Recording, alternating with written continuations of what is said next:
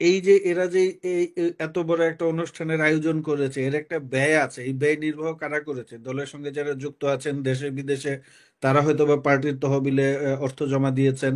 পাশাপাশি তাদের যে ভাই বন্ধু আছে, পরিচিত শুভাকাঙ্ক্ষী আছে, তাদের কাছে গিয়ে তারা আর্থিক সহায়তা চেয়েছেন। এইভাবেই তো দলগুলো তৈরি হয়, এবং তারা ইউনিয়ন পর্যন্ত পৌঁছে গেল বিভিন্ন জায়গায়। এখন ওই ইউনিয়নে যখন অনুষ্ঠান করতে যাবেন, একটা রাজনৈতিক সমাবেশ বা একটা গণসংযোগ করতে যাবেন, তার জন্য যে অর্থের সংস্থান কোত্থেকে হবে? তো ওই ইউনিয়ন থেকেই তো জোগাড় করতে হবে, আশেপাশে মানুষজনের কাছে থেকে চাইতে হবে। দলের সদস্যরা দিবে, ধনাঢ্য যারা আছেন তারা দিবেন, ওই ইউনিয়ন পরিষদে যারা ব্যবসায়ী আছেন তারা দিবেন।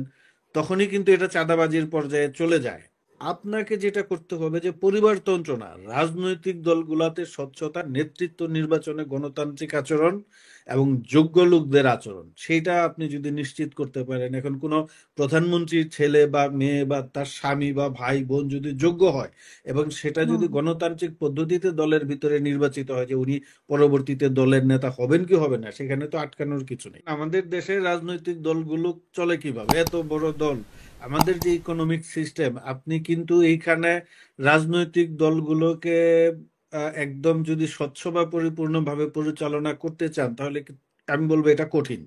এই মুহূর্তে আমাদের যে অর্থনৈতিক যে ব্যবস্থা আছে, এই জায়গা থেকে যদি আমরা বেরিয়ে আসতে চাই, তাহলে কি করতে হবে? এই জায়গা থেকে বেরিয়ে আসতে চাইলে আমাদের নতুন সমাধান নিয়ে আসতে হবে, যে রাজনৈতিক দলগুলা যেন চাঁদাবাজির উপর নির্ভর না হয়। তারা যেন এক ধরনের স্বচ্ছতা বজায় রাখে, সক্ষমতা তৈরি হয় দলগুলার রাজনীতি পরিচালনার জন্য। সেই জায়গা থেকে আমি মনে করি যে আমাদের এখন কাজ কি? আমাদের কাজ হচ্ছে যে অমুক দল চাঁদাবাজি করছে, এ চাঁদাবাজি করছে, ও চাঁদাবাজি করছে, এটা না বলে এই দল যেন এই দল না, কোনো দলই যেন চাঁদাবাজি করতে না পারে, শৃঙ্খলা বহির্ভূত কাজে লিপ্ত হতে না পারে, সেইটার বন্দোবস্ত কি, সেটা নিয়ে কথা বলতে হবে। এখন আপনি আরেকজনকে দোষারোপ করছেন যে ওই এই দল চাঁদাবাজি করছে, এই দল ঘাট বাজার বন্দর নদী দখল করছে, ব্যবসা দখল করছে, স্থানীয় ইনফরমাল ইকোনমি দখল করছে, আর আপনি ওকে বলে নিজে করছেন, তাহলে তো সমাধান হবে না। জি। আর হচ্ছে যে তাদের নতুন মানে ছাত্রদের নতুন রাজনৈতিক দল যদি হওয়ার কথা, তো ওরা যে আয়োজন করেছে এরকম আয়োজনে কি আসলে হওয়ার কথা নাকি? ওরা তো স্টুডেন্ট, ওদের তো সেরকম সামর্থ্য থাকার কথা না। এবং ২ দিন আগে নাহিদ পদত্যাগ করলেন। তো এতদিন না, উনি দলমুখী এরা এরা ছিলেন। শিক্ষার্থী, এরা ছাত্রদের দল আমরা বলতেছি, যেহেতু ঢাকা বিশ্ববিদ্যালয় থেকে অধিকাংশ ছাত্রের অংশগ্রহণে আন্দোলনটা হয়েছিল, কিন্তু এদের অধিকাংশেরই ছাত্রত্ব শেষ। অধিকাংশেরই ছাত্রত্ব শেষ। তো এটা মানে ছাত্রদের তাদের টাকার দল। উৎস নিয়ে তো বারবারই প্রশ্ন উঠেছে। তো এই ক্ষেত্রে তো হ্যাঁ, আজকে তো আরো বেশি প্রশ্ন যে এত বড় আয়োজন তারা কি করে করলো? নিশ্চয়ই তাদের যে শুভাকাঙ্ক্ষী আছে, গুণমুগ্ধ আছেন, তারা এখানে সহায়তা করেছেন। এই জায়গাটাতে তো প্রশ্ন, আমি এটাই তো বলতে চাচ্ছি এখন। এই যে এরা যে এত বড় একটা অনুষ্ঠানের আয়োজন করেছে, এর একটা ব্যয় আছে। এই ব্যয় নির্বাহ কারা করেছে? দলের সঙ্গে যারা যুক্ত আছেন দেশে বিদেশে, তারা হয়তো বা পার্টির তহবিলে অর্থ জমা দিয়েছেন। পাশাপাশি তাদের যে ভাই বন্ধু আছে, পরিচিত শুভাকাঙ্ক্ষী আছে, তাদের কাছে গিয়ে তারা আর্থিক সহায়তা চেয়েছেন। এইভাবেই তো দলগুলো তৈরি হয়। এবং এই যে হুম। আমাদের যে আলাপ, যে আমরা যেটা নিয়ে কথা বললাম, চাঁদাবাজির কথাবার্তা, এইভাবেই তো চাঁদাবাজির ক্ষেত্র বিস্তৃত হয়। আজকে ওরা হয়তোবা একটা ঢাকায় বড় পরিসরে প্রোগ্রাম করেছে, সেই জায়গায় হয়তোবা বড় বড় ব্যবসায়ীরা দিয়েছেন, যারা সামর্থ্যবান আছে দলের মধ্যে তারা দিয়েছেন, যে কারণে আজকে খুব বেশি প্রশ্ন হচ্ছে না। কিন্তু এই হুম। দলের বিস্তৃতি যখন আস্তে আস্তে বাড়তে থাকবে, আপনার জেলা পর্যায়ে, উপজেলা পর্যায়ে, ইউনিয়ন পর্যায়ে পৌঁছে যাবে, এখন ধরেন এই দলের, আমরা মনে করি, আমরা ধরলাম যে 1 বছরের মধ্যে বা আগামী নির্বাচনের আগে এই দলের পরিসর অনেক বেড়ে গেল, এবং তারা ইউনিয়ন পর্যন্ত পৌঁছে গেল বিভিন্ন জায়গায়। এখন ওই ইউনিয়নে যখন অনুষ্ঠান করতে যাবেন, একটা রাজনৈতিক সমাবেশ বা একটা গণসংযোগ করতে যাবেন, তার জন্য যে অর্থের সংস্থান কোত্থেকে হবে? তো ওই ইউনিয়ন থেকেই তো জোগাড় করতে হবে, আশেপাশে মানুষজনের কাছে থেকে চাইতে হবে। দলের সদস্যরা দিবে, ধনাঢ্য যারা আছেন তারা দিবেন, ওই ইউনিয়ন পরিষদে যারা ব্যবসায়ী আছেন তারা দিবেন। তখনই কিন্তু এটা চাঁদাবাজির পর্যায়ে চলে যায়। তো এটা আমি আমি আমি যেটা মুদ্রা কথা বলতে চাচ্ছি, যে এটা আমাদের এইখানকার বাংলাদেশের বা ভারতীয় উপমহাদেশের রাজনৈতিক চর্চার অংশ। আপনি হুম। পশ্চিমা বিশ্বে কিন্তু, আপনি যেখানে থাকেন ইউকেতে, ওইখানেও তো পার্টির তহবিলে মানুষজন টাকা দেয়, কিন্তু সেখানে সদস্যদের একটা বাধ্যতামূলক অর্থ প্রদানের একটা বিষয়াদি থাকে। সে তার আয়ের উপর নির্ভর করে দেয়। কিন্তু সেটা তো ওপেন সিক্রেট থাকে। তো একটা চ্যারিটি ডিনার করলো, সেখানে সবাই জানে যে এমপি এমপি ইলেকশন করছে তার জন্য আমরা টাকা দিচ্ছি। কিন্তু সেখানে তো জি জি লুকানো চাপানো না।